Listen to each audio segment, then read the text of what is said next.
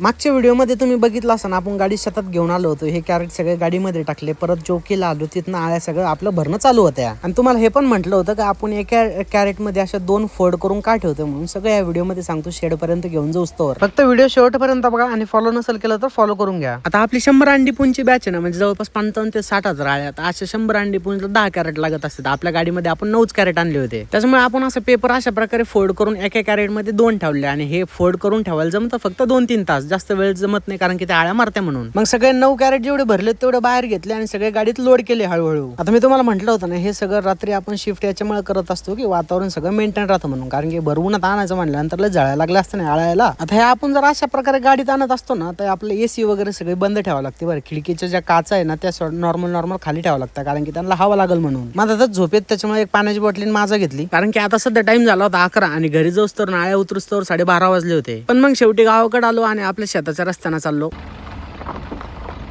गाडी रिव्हर्स घेतली, शेडपर्यंत parking light चालू केले आणि डिग्गी ओपन केली. आता मी तुम्हाला इथून मोर सगळा अपडेट देईल बरं, किती पाला लागतो सुरुवातीला, किती नंतर लागतो. आणि शेवटी सगळ्या आळ्या बेडवरती उतरून घेतल्या. आता मी तुम्हाला ह्या बॅचला काहीच आश्वासन देत नाही की एवढा आपल्याला पैसा येणार म्हणून, जेवढा येणार तेवढा येणार आहे, पण येणार आहे. मग सगळं झाल्यानंतर निघालो घरी.